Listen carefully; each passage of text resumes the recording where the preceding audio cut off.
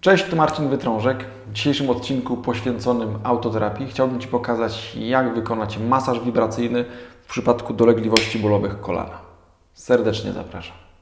Partnerem dzisiejszego odcinka jest firma Casada, dystrybutor pistoletu Medigun Pro. Jeżeli wpiszesz hasło Marcin, to przy zakupie tego pistoletu otrzymasz 8% zniżki. Polecam ten pistolet, ponieważ jestem do niego przekonany, jest porządnie zrobiony, jest mocny i ja jestem zadowolony z tego, jak działa. Ja go stosuję do autoterapii. Jak widzisz na moim kanale, niewiele rzeczy polecam tylko te rzeczy, do których jestem naprawdę przekonany. Link do strony producenta znajdziesz w opisie.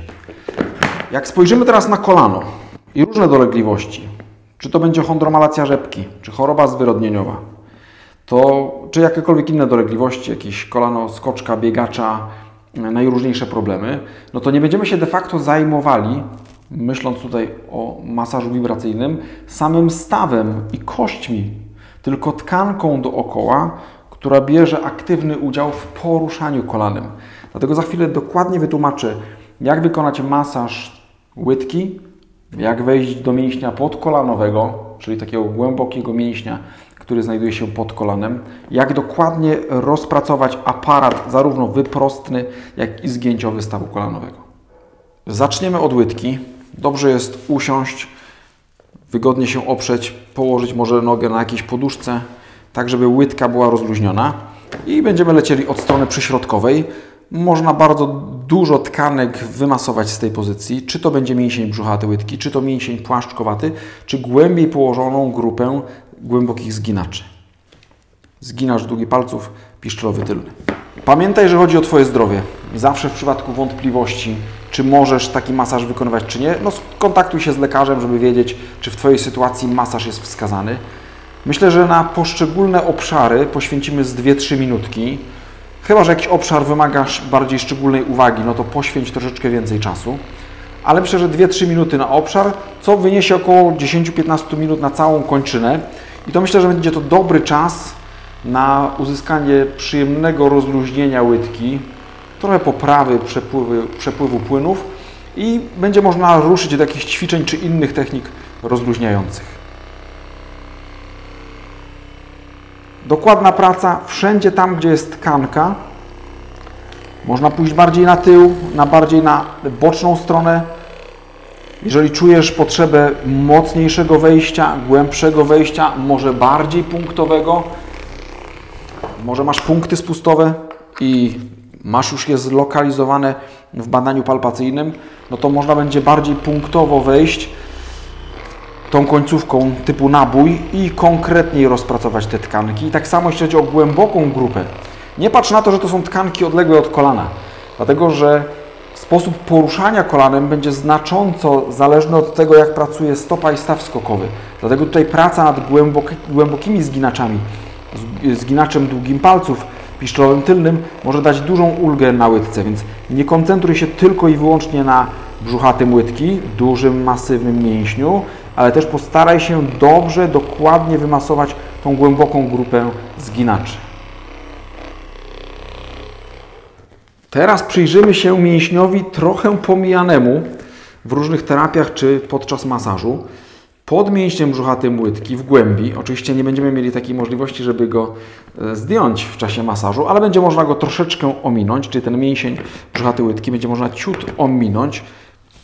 I teraz to, co tu widzimy, to mamy mięsień płaszczkowaty, na który przed chwilą także działaliśmy przez mięsień brzuchaty, ale powyżej niego mamy mięsień podkolanowy, który odblokowuje kolano, czyli pierwsze 5 stopni zgięcia, on inicjuje zgięcie w stawie kolanowym i nie będziemy mieli może dostępu do całego mięśnia. Natomiast w naszej sytuacji to nie jest model. Tkankę miękką można troszeczkę odsunąć i dostęp do tego mięśnia będziemy mieli tutaj powyżej. Zanim przystąpisz do masowania pistoletem, dobrze jest najpierw wypalpować tę okolicę, popatrzeć, że tutaj jak mamy głęboką grupę zginaczy i będziemy po niej szli, to w którymś momencie natrafimy już na tą górną część kości piszczelowej i tam w głąb będzie można wejść troszeczkę do mięśnia podkolanowego. Dobrym rozwiązaniem jest, ja to często mówię, najpierw wykonać taki masaż bez użycia pistoletu, żeby można było tam wejść troszeczkę głębiej, wyczuć i może nawet troszeczkę pomasować bez włączenia pistoletu, po czym dopiero użyć pistoletu i zacząć w tym obszarze pracować.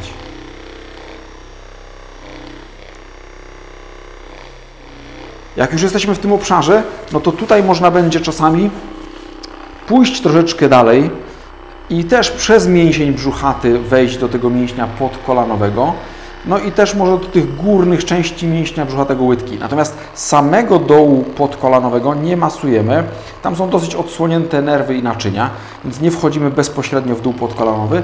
Natomiast tam, gdzie jest masa mięśnia brzuchatego łydki, no to jak najbardziej.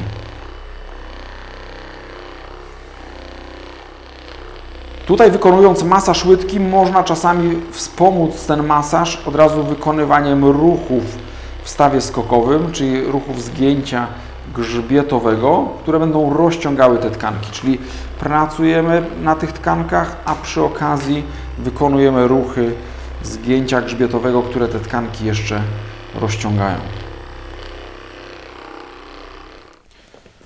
Skoro już jesteśmy w tej pozycji, to możemy się przyjrzeć przyśrodkowej stronie uda i teraz wykonamy masaż mięśni przywodzicieli, ale też grupy kulszowo-goleniowej od strony przyśrodkowej. Bardzo znaczące tkanki. Z jednej strony będzie to mięsień półbłoniasty, półścięgnisty, czyli będziemy wykonywali ten masaż niemalże od pachwiny tutaj aż po kolano, tam gdzie te tkanki miękkie są. Tak jak mówiłem, po kościach nie ma za bardzo sensu wykonywać tego masażu. Będziemy tutaj już mieli też grupę mięśni przywodzicieli, czyli zarówno mięsień smukły po przyśrodkowej stronie wraz z pozostałymi przywodzicielami pod spodem, przywodzicielem wielkim czy przywodzicielem długim. No, tutaj przywodziciel długi jest szczególnie znaczącym mięśniem i można sprawdzić najpierw, jak wygląda tkliwość tych tkanek w dolnej części, czyli jak zobaczysz mięsień obszerny przyśrodkowy, czyli ten mięsień obszerny przyśrodkowy, jak wyprostujemy kolano, to on się uwidoczni, on się napnie, to tuż za tym mięśniem mamy mięsień przywodziciel wielki. I też może na początek wyczuć tą tkankę, zobaczyć jak to jest. Z jednej strony trochę tak jest, że będziemy naciskać na ten mięsień przywodziciel, a z drugiej strony ta perspektywa wchodzenia w ten mięsień sprawia, że będziemy dokładniej mięsień obszerny przyśrodkowy rozmasowywali właśnie od tej strony, a nie tylko, można powiedzieć, idąc od góry i patrząc na ten mięsień, jak na obrazek w atlasie, że ten mięsień jest z przodu, więc to też będzie sprawiało, że ta przyśrodkowa strona kolana, gdzie mamy mięsień obszerny przyśrodkowy, będzie dokładniej wymasowana. No i jedziemy po całej okolicy przywodzicieli. To, co tutaj omijamy, to omijamy okolicę pachwiny. Czyli tutaj w okolicy pachwiny, gdzie mamy pęczek naczyniowo-nerwowy, nerw udowy, tętnica udowa, żyła udowa, ten obszar omijamy. Jak spojrzysz na swoją pachwinę, przyłożysz rękę do pachwiny, to gdzieś obszar dłoni, tutaj nie wchodzimy. Będziemy działali później na innych strukturach tutaj, też będziemy o tym pamiętać, że mniej więcej obszar dłoni w okolicy pachwiny, tak jak przyłożymy dłoń, omijamy. I też wygodna pozycja, noga z wałkiem położonym pod, żeby było, staw kolanowy był rozluźniony, mięśnie uda rozluźnione, no i dokładnie lecimy. To już jest kwestia gustu, dobór końcówki. Niektóre osoby, które będą wolały mocniejszy masaż, no to użyją takiej bardziej punktowej i w ogóle włączą bardzo mocno ten pistolet. Natomiast jeżeli jesteś osobą bardziej wrażliwą, bardziej obolałą, to na początek może rzeczywiście taka większa końcówka, która będzie działała troszeczkę łagodniej. Pamiętaj o stronie tylnej. Będziemy też pracowali z mięśniem dwugłowym, ale to troszeczkę w innym ułożeniu, bo w tym ułożeniu może być troszeczkę trudno dojść do mięśnia dwugłowego. Jak tylko znajdziesz jakieś miejsca, które są bardziej tkliwe i potrzebują większej uwagi, no to możesz poświęcić na takie miejsce z 2-3 minutki. Ale myślę, że jeżeli tak globalnie pracujemy nad kończyną dolną, myślę, że często pierwszy zabieg to jest taki rekonesans, gdzie co mam, gdzie co przynosi ulgę, gdzie co jest ponapinane. Mięsień czworogłowy, masywny mięsień, myślę, że jemu można najwięcej uwagi poświęcić. Z przodu mięsień prosty uda, obszerny przyśrodkowy i już troszeczkę poruszony i mięsień obszerny boczny. Przy okazji powoli będziemy wchodzili do bocznej strony. Tak naprawdę wszystko przykuwa naszą uwagę. Każdy fragment tutaj może mieć znaczenie i pracujemy nad całym mięśniem, ale tutaj też boczna strona, tak jak tutaj przyśrodkowa może być ciekawa, jeśli chodzi o bóle kolana. Dużo napięć w tej dolnej części, w masie tego mięśnia. Tak boczna strona jest bardzo ciekawa, dlatego że tutaj to widać na modelu. Na obszernym bocznym znajduje się pasmo biodrowo-piszczelowe, po prostu zgrubienie powięzi szerokiej, która okrywa mięsień obszerny boczny. I teraz tu będzie bardzo dużo sztywności tych tkanek, bardzo dużo twardości, napięć. Wiele osób odczuwa wyraźną poprawę i ulgę po pracy w tym obszarze. Znowu moja zachęta na początek. Wyczucie tego obszaru, posprawdzanie, wręcz troszeczkę wykonanie takiego masażu poprzecznego bez włączenia pistoletu. I za chwilę włączamy pistolet i jedziemy z tymi tkankami. Czyli teraz na mięsień czworogłowy można, myślę, że czasami poświęcić więcej niż 2-3 minutki. Czyli globalny, można powiedzieć, rekonesans, rozpracowujemy te tkanki globalnie, ale za chwilę będzie można właśnie się czepiać jakichś szczegółów, czyli obszernego bocznego, w miejscu, gdzie się styka z przegrodą, tutaj od tyłu, czy z pasmem biodrowo-piszczelowym. Tutaj niektórzy mówią, że nie warto z tym obszarem pracować, szczególnie jak mamy napięte pasmo, bo z pasmem nic takiego nie zrobimy. To jest silna, mocna, łączno-tkankowa struktura. Ja się zgodzę, że z samym pasmem możemy nie za wiele zrobić, choć i to jest rzecz dyskusyjna. Natomiast tutaj, pod pasmem, tego się nie da ominąć. Pod pasmem jest po prostu mięsień obszerny boczny, więc nie robimy tego w ten sposób, jak to bywa nieraz opowiadane, że tu masujemy z obszernym bocznym, później omijamy pasmo. No właśnie nie omijamy, bo pasmo to jest tylko powięź szeroka, która otacza całe udo, więc jeżeli to jest dla Ciebie komfortowe i przynosi Ci ulgę, to pewnie, że lecimy po całości mięśnia obszernego bocznego. Za chwilę jeszcze do tego dojdę, bo podobna sytuacja jak z mięśniem obszernym przyśrodkowym, to nie jest tak, że on się tutaj kończy, tylko mięsień obszerny boczny idzie aż na tył uda. Sąsiadu jest dwugłowym. Do czego jeszcze wrócę? Kiedy pracujemy nad aparatem wyprostnym, to owszem, mięsień piszczelowy przedni nie prostuje stawu kolanowego. Natomiast to jest pewna ciągłość tkanek. Jak spojrzymy na powięź, która okrywa mięsień piszczelowy, to jest po prostu ta sama powięź głęboka, która może być sztywna, kiedy mamy problem z czworogłowym, więc to jest jedna powięź i wchodząc w mięśniopowięź piszczelowego przedniego, nie myślimy tak de facto o piszczelowym przednim, tylko o tym, żeby ta okolica zmiękła, czyli żeby była większa swoboda przy zgięciu w stawie kolanowym. Nie musisz mi ufać, po prostu popróbuj, czyli wykonaj też masaż mięśnia piszczelowego przedniego, może też nawet grupy bocznej, ale mięśnia piszczelowego przedniego i zobacz, jak to wpłynie na Twoje kolano, bo to jest kolejna cegiełeczka, która może sprawić, że to kolano pracuje troszeczkę swobodniej. Obszar samego stawu kolanowego. Ja uważam, że tutaj można bardzo dobrze podziałać z troczkami, czyli wykonać masaż poprzeczny troczków, czy to przy użyciu dłoni, czy to przy użyciu jakiegoś narzędzia. Tutaj można mobilizować powięź powierzchowną i głęboką. Natomiast jeśli chodzi o masaż pistoletem nad tymi elementami kostnymi, myślę, że to nie ma większego sensu.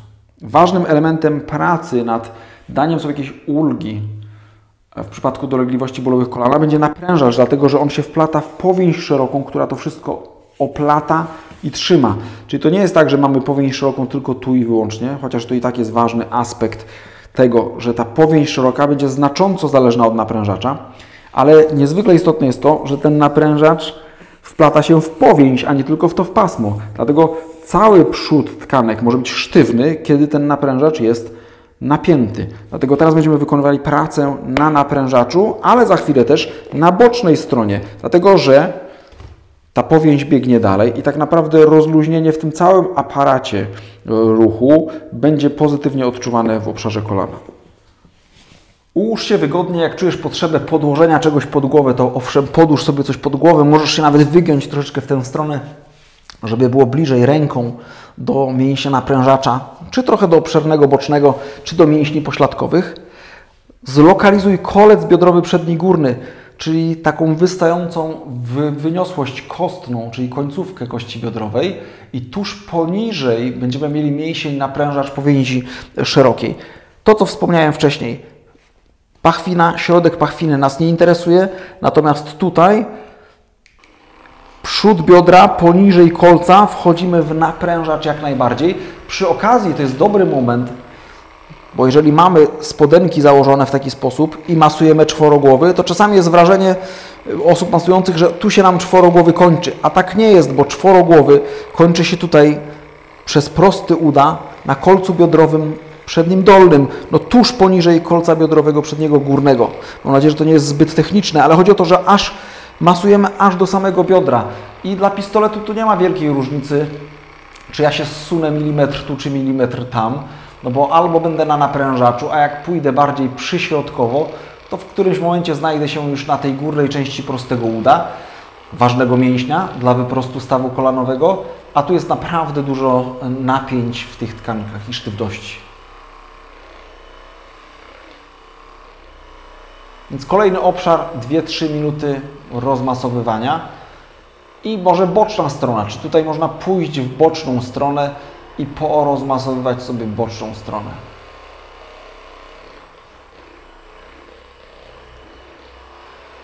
Teraz jak jesteśmy już w pozycji leżącej, to będziemy mogli wejść właśnie w obszerny boczny trochę od tej tylnej strony, czyli tutaj, gdzie ja wchodzę, to ja wchodzę cały czas w obszerny boczny i już jest wrażenie, że ja jestem na tylnej stronie uda i być może na mięśniu dwugłowym, to jeżeli pójdę dalej, tak, to będę nad mięśniem dwugłowym, na mięśniu dwugłowym, ale tutaj ta tylna część to jest ciągle mięsień obszerny boczny, więc to jest też dobra pozycja, żeby troszeczkę te tkanki ponaciągać.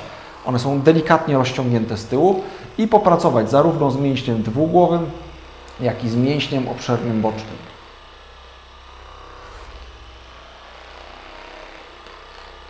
I tutaj pracując z grupą kulszowo-goleniową też by się można było bawić w prostowanie stawu kolanowego, ale to już trzeba wyważyć, czy będziemy się bardziej skupiali na gimnastykowaniu, czy skupiali na odczuwaniu rozluźnienia, bo można oczywiście zrobić to w ten sposób, że tu się gimnastykujemy i rozpracowujemy, a można po prostu się skupić na masowaniu. Tu może czasami nawet dobrze właśnie podeprzeć tą piętę, żeby rozluźnić te tkanki i teraz się skupić na masowaniu tej tylnej strony uda. Czy to jedna ręka, czy druga, lekkie zgięcie w tułowiu, no musisz wyczuć. I można tu wrócić do masażu przywodziciela wielkiego w szczególności, czyli w pozycji zgięcia przywodziciel wielki będzie rozciągnięty. To nie jest tylko mięsień, który przywodzi, ale także mięsień sąsiadujący z półbłoniastym półścięgnistym, mięsień, który jest prostownikiem stawu biodrowego, więc w tej pozycji w zgięciu on jest bardziej naciągnięty. Więc to też może być dobry wariant do rozmasowywania tej okolicy. Jak się na to spojrzy, no to gdzieś taka delikatna gimnastyka biodra przy okazji się odbywa, jak to wykonujemy, co też nie jest bez znaczenia dla stawu kolanowego.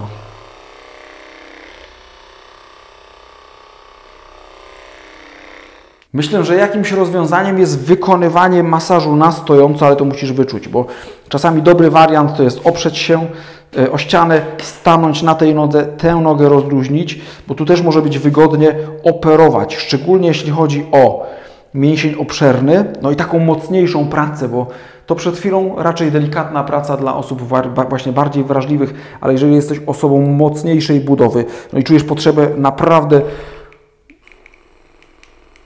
mocniejszego wejścia w tą tkankę, no to tutaj jest możliwość oparcia się, wejścia w tą tkankę konkretniejszego, czy to w mięsień obszerny boczny, z tyłu, z boku, w grupę kulszowo-goleniową, czy w tą boczną stronę biodra, bo przy dolegliwościach bólowych kolana, no to tutaj może to wejście w boczną stronę biodra może być naprawdę pożądane, a ten pistolet można naprawdę konkretnie włączyć, czyli użyć porządnej siły do porozluźniania tkanek. Podobnie dla łydki to też może być dobra pozycja, czyli na stojąco mamy dobry dostęp, tym bardziej może teraz z tej perspektywy będzie dobry dostęp do bocznej strony, do bocznej głowy mięśnia brzucha tego łydki. Łapka w górę, jeżeli materiał pomocny. Mam nadzieję, że udało mi się w skrócie, ale dosyć dokładnie przedstawić, gdzie wchodzić tym pistoletem, na co zwracać uwagę. Myślę, że to jest świetne narzędzie, ale pamiętaj, że nie kończy się to i nie powinno się to kończyć tylko i wyłącznie na uldze i na rozluźnieniu. Trzeba jeszcze przejść do pracy nad sprawnością.